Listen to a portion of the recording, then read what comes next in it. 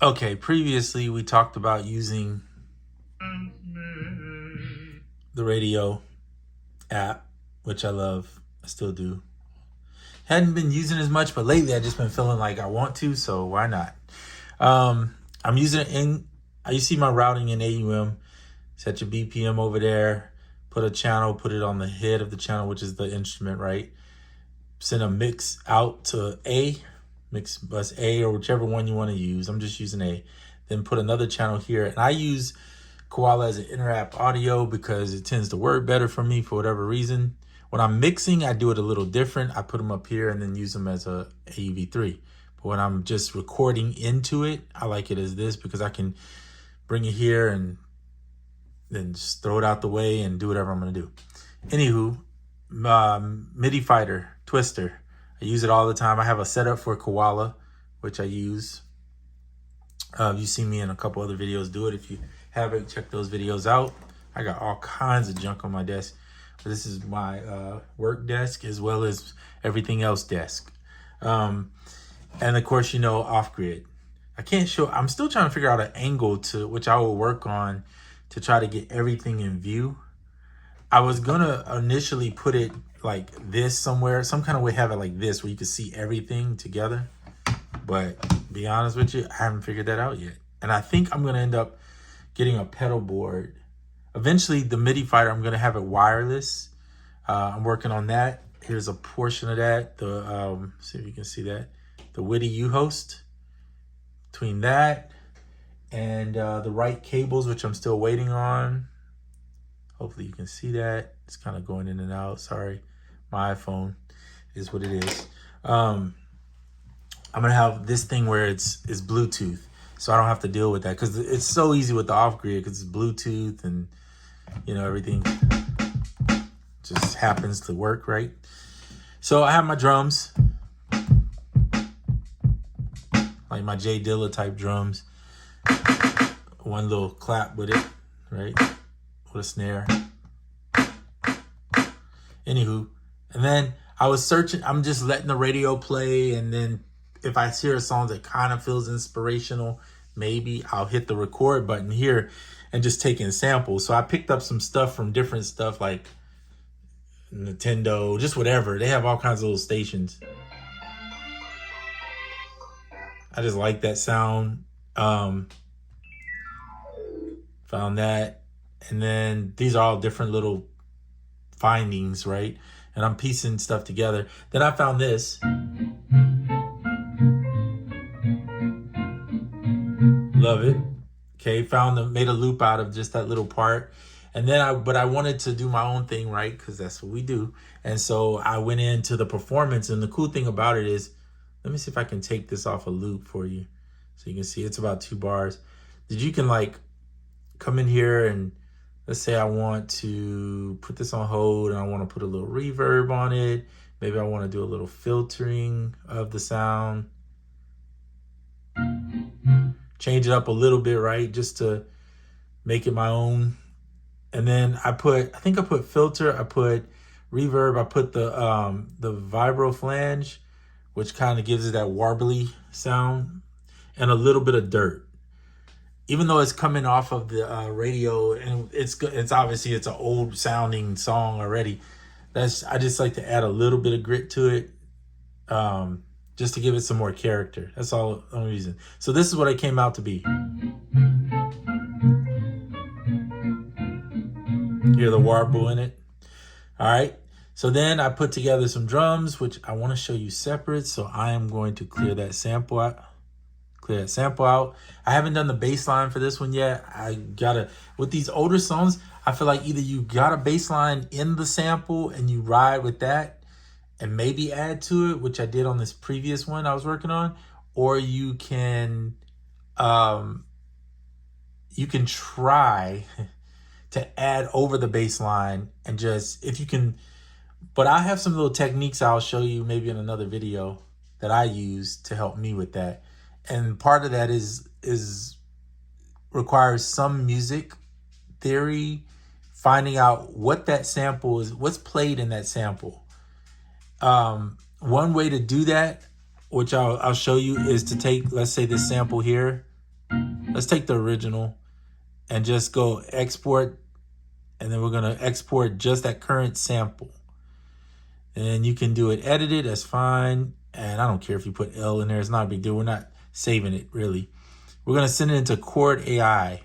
Chord AI is another great app to have. In fact, they just added some stuff in here, which I just found to allow you to split a sample. So let's go into here. And then I believe, where is it at?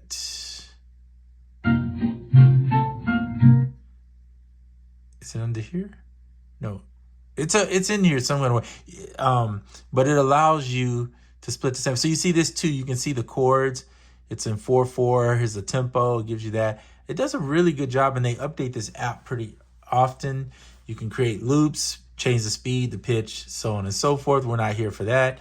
We're here for this. The key of the song is B flat. So that helps in getting you to know what the notes should be, bass notes, because you can just find the key and be like, okay, there it is. But you also can write down the chords. So if it's F7, you know that's an F. B flat minor, you know your root note's gonna be a B flat, right? So you're gonna use that, and then F. So this little loop is pretty much just two chords. You can see it's just an F7 and a B flat minor. They're saying it's played at 125. That don't really matter because I'm time stretching anyway on whatever I got, but F and B flat. So if you remember F and B flat and that it's in the key of B flat, that kind of helps. Let's go back into here, swipe over and pull up this. So now you know what that is. So here's the drums I put over it.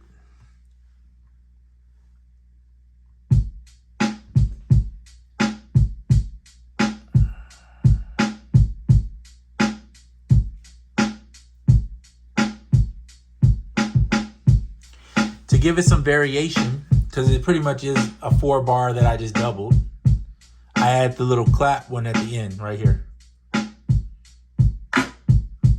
Right?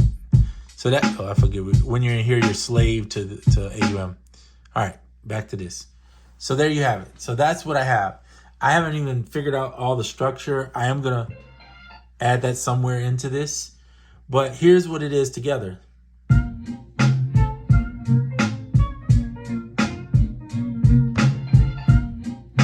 And I just added that in just now, by the way.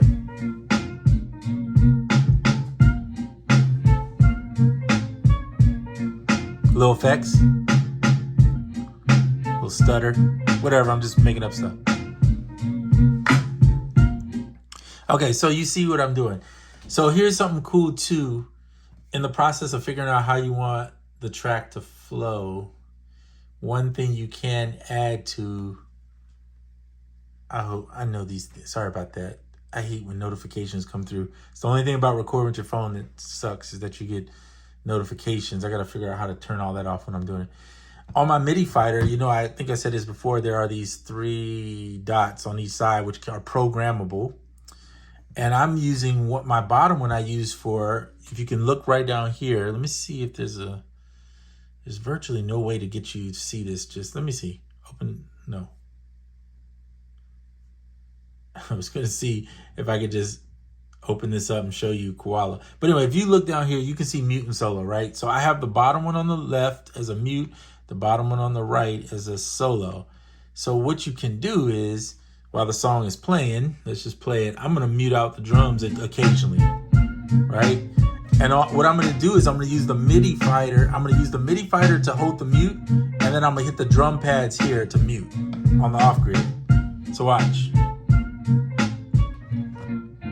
Bring them back, just hit the 3 at the same time.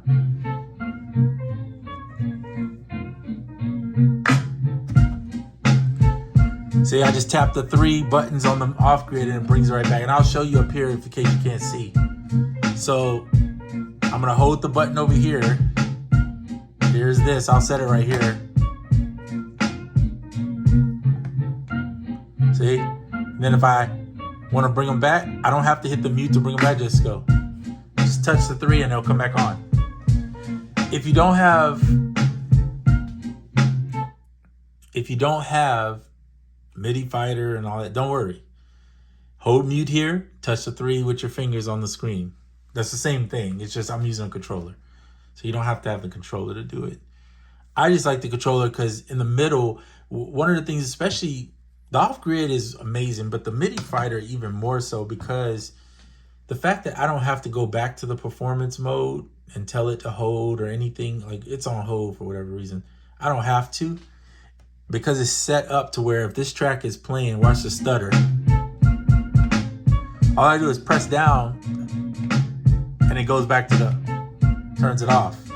If I want it to hold, watch this. It holds automatically.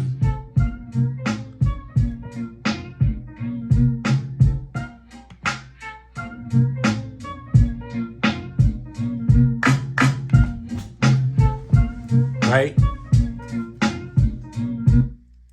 That's what makes the MIDI fighter special, I think, honestly. And then when they add chocolate to Koala and we get more effects, I can just swap. There's a button on the top here on the left. Watch the colors. See? Those are pages. Page 1, right? Page 2, page 3, page 4. So I can add another page and add more controls to Koala, and this thing will just control everything in there. So it's basically, and you notice I never switched over to the performance to do it, because if you're doing it by hand, yeah, of course you gotta switch over to the page, and then you gotta it's not that it's a hassle, it's just that it requires a little bit. Now I will say there's a trick to that, and now I'm just rambling, but there's a trick to do this if you want. You can add in, if you purchased it, I'm gonna push this aside for a second here. AUV3, add in Koala effects. And so what you can do, this is like the cheat, right? You can pull up this and still have Koala going. Instead of using the performance effects in Koala, the actual performance there, use these here to do it. So watch.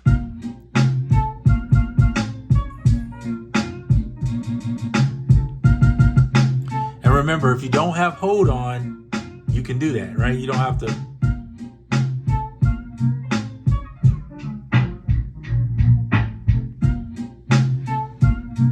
So there's your cheat controller, which I think Koala effects might be like $5. It's probably less than that, but I'm just guessing. So even though you have it in here and it's cool to perform in here, if you want that and you're in AUM or another program where you can have 2 screens open like that, I would say get Koala effects too, because having that allows you that freedom to stay on the page that you want to be on. So if you want to be on your sequence page and be able to switch between sequences and still do this, you got all that right there. Otherwise, if you, I'm not telling you to go get a MIDI fighter controller. I like it a lot. At first I was like, maybe I shouldn't keep it. I don't really like it. But now I'm starting to enjoy it more. Just the sheer ease of use of not having to have 2 different screens, extra stuff open, which, can be a pain sometimes. So there you have it. This video was more about showing you kind of what the previous video was about, and this being able to just mute and drop out tracks on the fly like that while you're performing. If I didn't have, now technically what I could do is just go save, move that aside. I already saved the track. I'm gonna just save it again. Always saving both, by the way. Close this out, unless you're gonna use the radio more, or another thing. Now close Koala out and then reopen Koala. There you go. So now you could just use your, like if you're off grid, depending on how you program it. By the way, you can program one of the buttons to start and stop Koala. It's up to you. I prefer it on here because my phone is set that way. If I want to use the phone for it, start, record, right? Start, basically a start, stop, and then record. I like that better. But to each his own. One of the things too, like with Koala, and I didn't even know, and maybe this is new, maybe it's not, and I'm just slow, but 86, like if that's my BPM, I was always clicking in and going in here to do changes, because I always turn the quantize off. But I didn't even realize you could just literally, and I'll do it. You could literally swipe your finger across and you see it's moving, right? Now the only thing, it does pretty good, see? Get you right where you need to be. So that's available to you.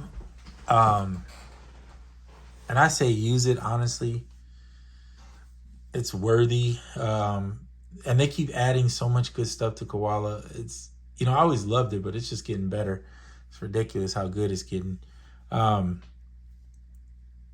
so use whatever you can from this video. Try to find your flow of what you do to be effective and making music, and have fun is the key. Don't stress this stuff so much. It should be fun. So yeah, that's it for this video. I talked a little longer than I like to. It's about 15, I'm going on 16 minutes into this video. So we're going to end it right there and enjoy and make music. All right, bye.